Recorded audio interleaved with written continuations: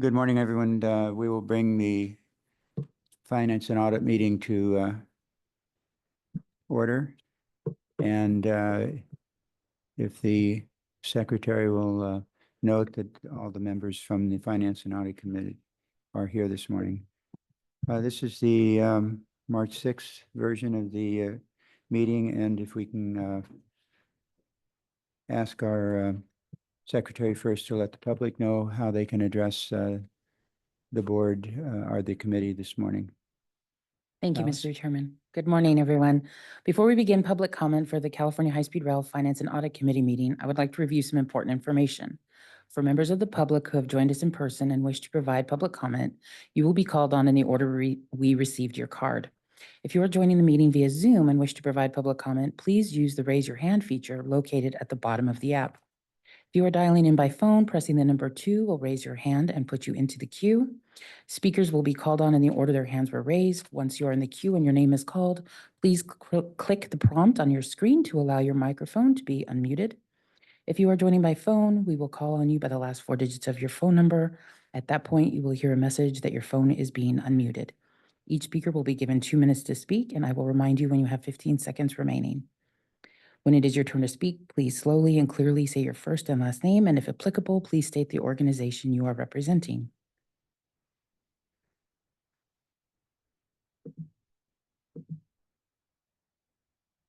Mr. Chair, we have no public comment at this point.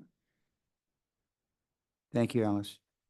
We'll start in our agenda this morning. Items 1 and 2 we'll take at the same time. That is the comments and or approval of the board or the minutes for November 7th of 24 and January 23rd of 25. Okay, motion and a second. All in favor? Aye. Objections? Passed unanimously. Thank you.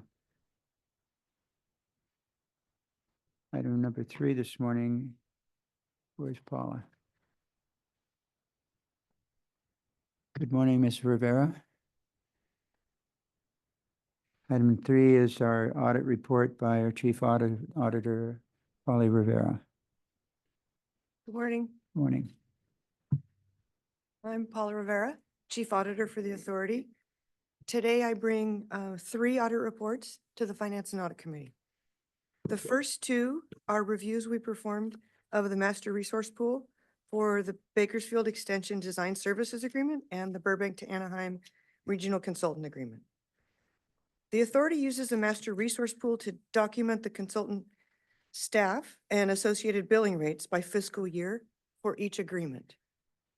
The billing rates are an employee's actual pay rate, the firm's most current actual indirect cost rate, and the negotiated fee.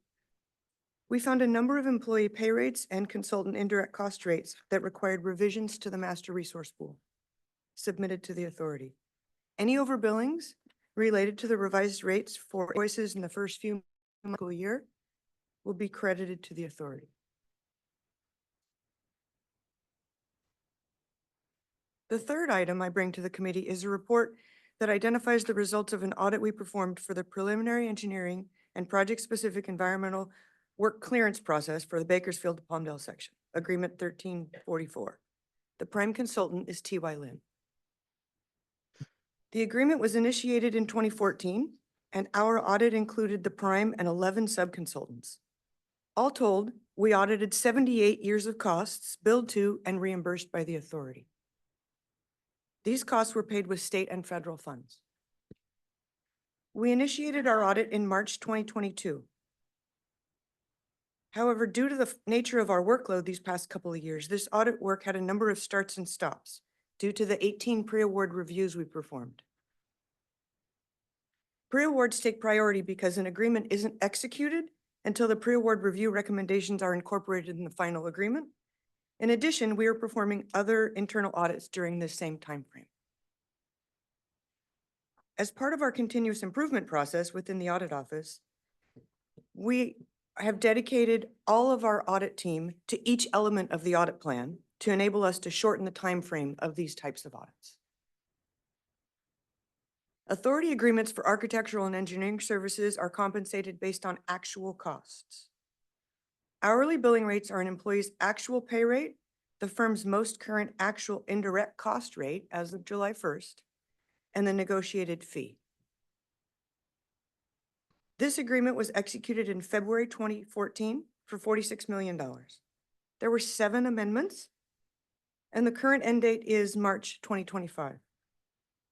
As of December 2022, the end of our audit period, TY Lin had been reimbursed $75 million. Our audit was 70 million of those funds, and as mentioned, included the prime and 11 subconsultants. We found $1.4 million of overpayments made to TY Lin and recommend that TY Lin reimburse the authority for those costs. TY Lin has identified concerns with the audit report in their response. The authority will continue to work with TY Lin to address their concerns. The authority has an internal process, which we call the Audit Review Committee, that can be requested to review concerns with how the audit was conducted or the conclusions reached. The committee can review the concerns that have been submitted in writing. They consult with subject matter experts, and then they can provide a written decision to TY Lin. Are there any questions on any of those reports? Any questions? Director Camacho? Yeah, throughout your report, you talk about either some of the costs being overstated and then understated. So when they're overstated, the consultants pay back that money, the difference between what's allowable and what you're disputing, correct? Yes. What about when they're understated? So our audit scope is of costs that were reimbursed by the authority and using the federal funds and state funds. So if a firm underbilled, then there's nothing for us to audit. Well, you stated it as being, so you must be auditing because you're calling it's understated. So you must acknowledge that. And if they're understated, then would we not then pay them the difference that should be, that's allowable? So outside of our audit process, if a firm believes they have underbilled, they can submit an invoice to the authority. But for us, say a firm thinks their indirect rate is 200% and they billed us 150%, we're auditing what was billed.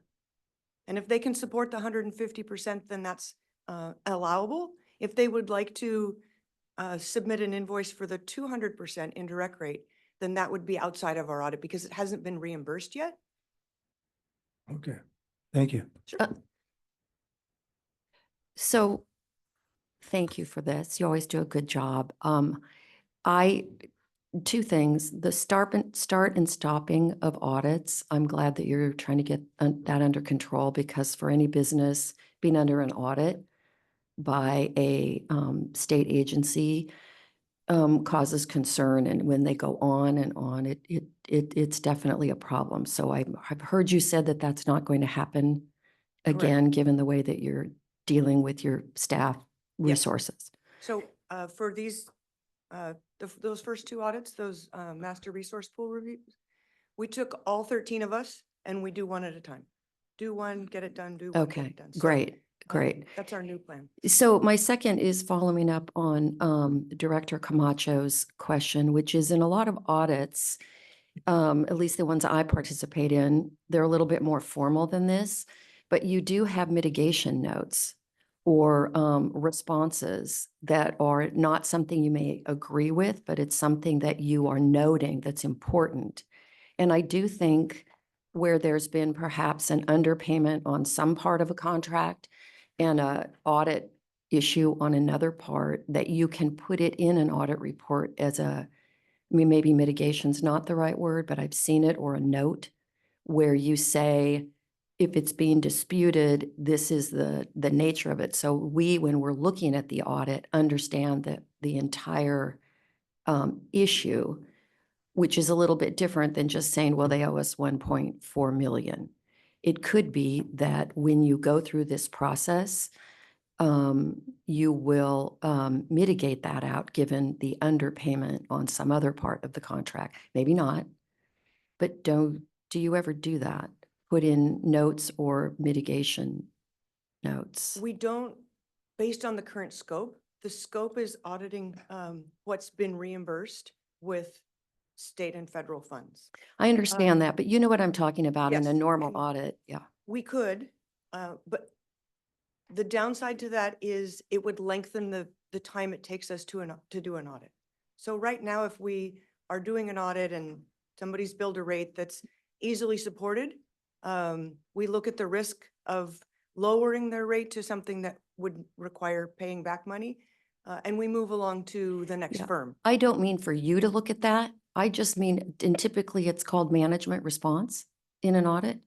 That if management has a response to your finding, you normally put it in. It's not you I doing it, it's think what we they do. did.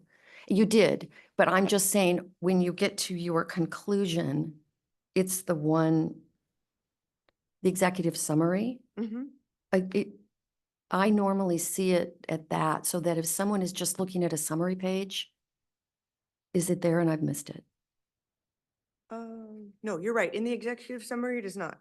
It's. So all I'm it's- saying is I would put it in, because that's where I normally see it at the end of Okay. an audit, the findings, and then what the management response is from the, Okay, no, I'm okay. sorry, I misunderstood. That is easily. well, I doable. wasn't maybe that clear, but yeah. No.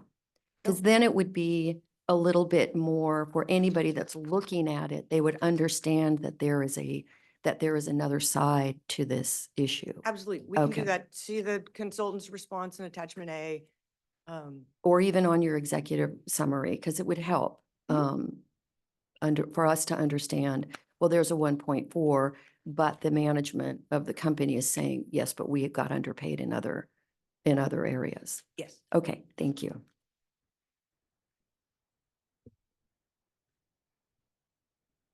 Any other questions or comments for Paula? Thank you, Ms. Thank Rivera. you. Thank you.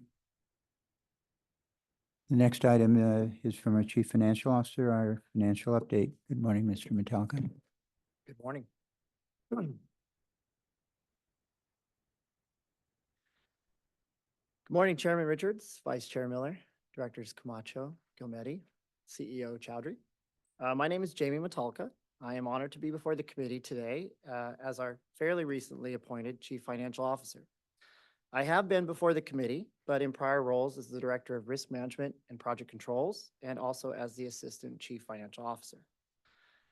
Keeping with tradition, I'd like to start with a brief update of the governor's budget that was released on Jan 10 for fiscal year 25-26.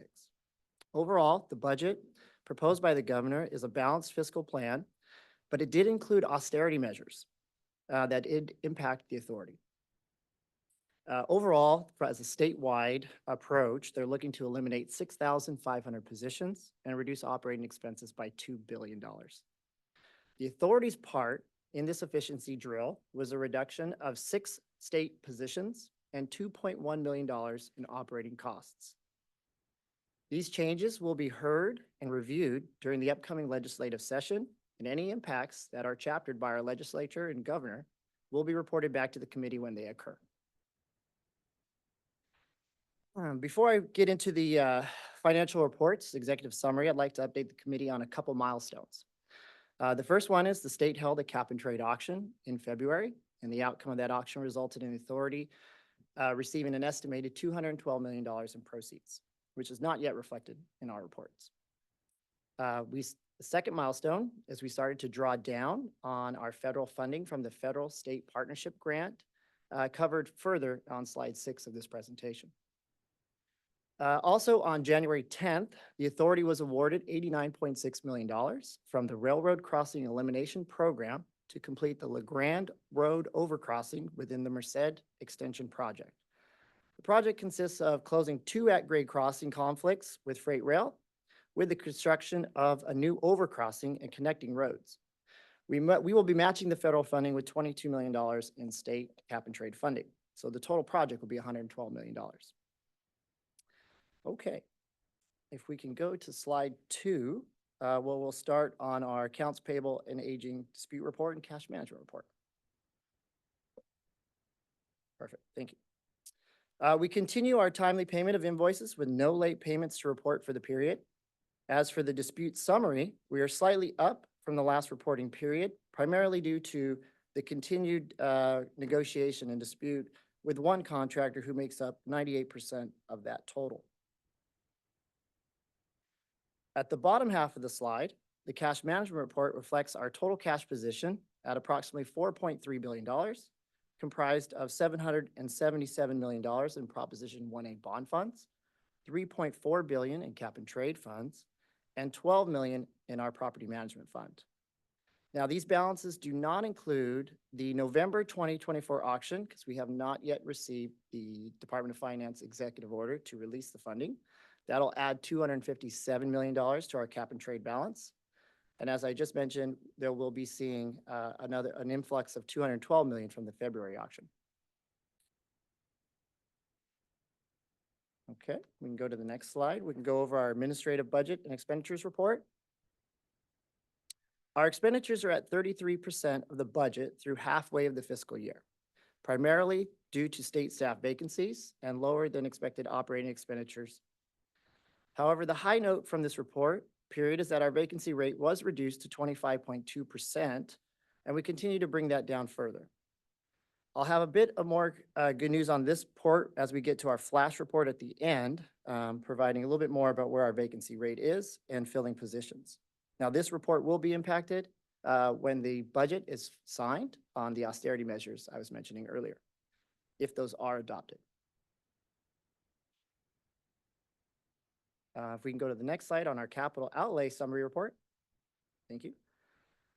Our expenditures for the period were approximately $82 million, bringing our total up for the year to $720 million in capital expenditures through 50% of the fiscal year.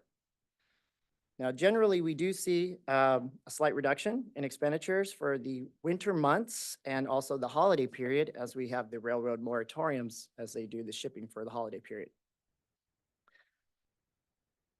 What we did see from month over month that drove most of these expenditures was progress on 6 structures in construction package 1. And in CB23, we saw progress on 10 structures. And that's what drove most of our expenditures for that reporting period.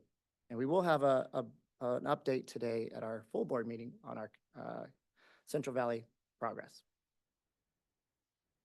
At the bottom half of the slide is our breakout table, which provides more summary information on the expenditure categories, both for the month and for year to date. During the reporting period, we did have an accounting correction, as you can see, the negative $3.6 million. Again, sometimes this comes up when we have to do reclassification of invoices. Could be based on audit, could be based on a correction from an invoice. But we do stay on top of it as we do our reconciliations every month. And we report them when they occur.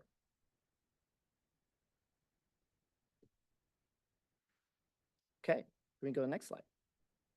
For our total project expenditures report summary, you'll see slight differences from prior reports.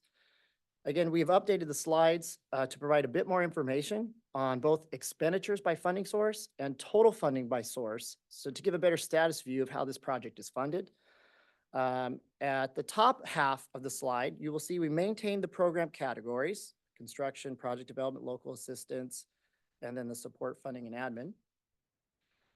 And at the bottom half of the slide, you'll see that we maintained those categories as well, but against the baseline authorization funding. So the top half, you see expenditures, and you see how they were actually expended. State expenditures account for 81% of our total expenditures to date, and federal expenditures account for 19%. And this will give a good tracking against our baseline. Then at the bottom half, you'll see our funding. Our total funding is showing that the federal side provides identified funding of 23%, and state is funding 77% of the funding to date that we've identified for the program.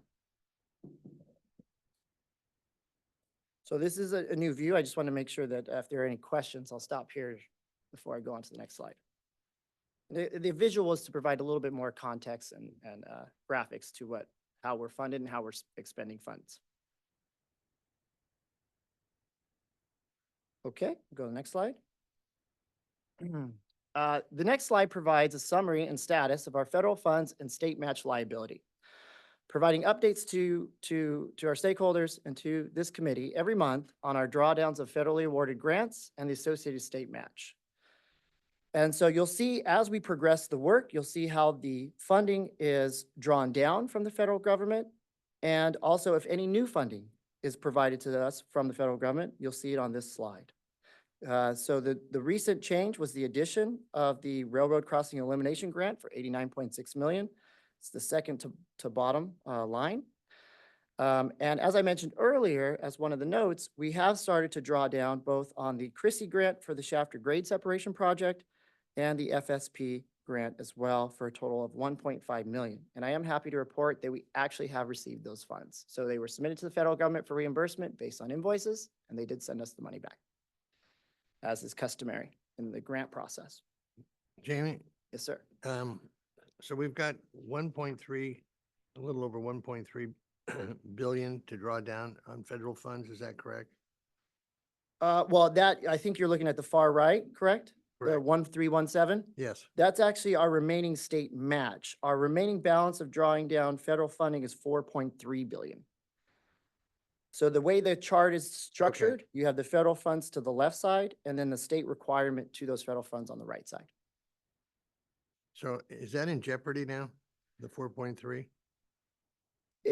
I mean, I wouldn't say it's necessarily in jeopardy. I would say we're undergoing a review of our program with the federal government, the USDOT, and the FRA. We're complying fully. We met with them earlier this week to provide information about how we're going to deliver the documents that they requested. And that's currently where we're at. So potentially it's in jeopardy. Is a normal review. FRA has done that before. So the process they're adopting is a little more detailed. But we don't see anything that is unusual. Cross your fingers. Well, yeah, I would say I see something that's unusual. I mean, we went through this before, so I do think that there's a pretty good chance we'll see this again, maybe through delay instead of just an outright denial. But did they give you any idea of how long their investigation would take? They are looking, they gave us the information of, we would like to get through it as fast as possible. Please provide the information. We have till March 27th to provide all the documents that they've requested. And then the response back to us was they're looking to wrap up sometime in the summer. Oh, okay, thank you. Okay.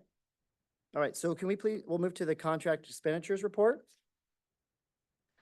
The summary here reflects a net reduction of 4 contracts, which we report on our active contracts. And so as contracts complete their term or their deliverables and close out, we report those contracts. So now we went from 206 to 202 contracts.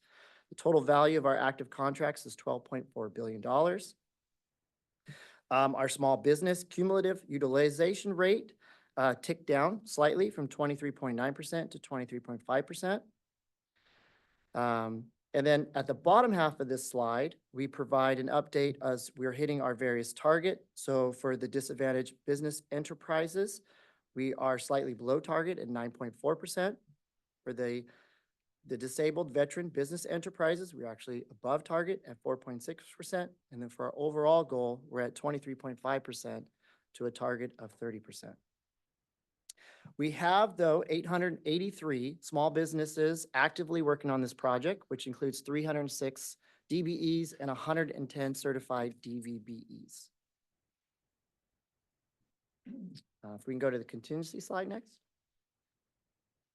This slide provides a summary of our contingency usage, which reflects 6 change orders executed during the reporting period for a total of $6.8 million. Majority of this amount was for 2 change orders, one in construction package 1 for a change order to fund ongoing support from the city of Fresno to help advance design and construction work in the city. And the second in construction package 4 for a closeout claim of a subcontractor for the California Rail Builders contractor. And as that project wind down, we will close out any claims, any disputes, so that you might see them pop up in the report as those are resolved. If we can go to the next report. Okay, so in the flash report or the look ahead, we try to provide information that a little bit more current as the reports were dated as of December data. This report gives you preliminary information through January 31st. The good news is you can see that we have upticked in our expenditures in January from, 81.6 in December to 96.6 in January, an increase of 18% from the prior period. Our filled positions increased by 2 recruitments, bringing our vacancy rate down to 24.8%. And lastly, the bottom chart provides our federal grant updates, which we now, you'll see in the next reports reflecting, again, one, the $90 million for the Merced Extension Project, 2 grant applications that were not awarded, the raise grant application for $15 million in Merced, and the $127 million for the Reconnecting Communities Pilot Grant in Chowchilla. But we do still maintain our federal state partnership grant where we have requested $536 million to fund the activities to help us do geotechnical work, right-of-way exploration in the outside of the Merced to Bakersfield project, going in up into Gilroy through Pacheco and down into the Tehachapi's from Bakersfield. And that concludes the report for today. Thank you, Jamie. Any other questions? Good job and congratulations on your appointment by the governor as our chief financial officer. Thank you. All right. And committee members, I've been given a message during the course of this meeting that I believe Mr. Walker, who is doing the presentation of the Central Valley portion of this committee meeting, something has occurred and he's unable to have attended, and therefore we will not have a Central Valley update today.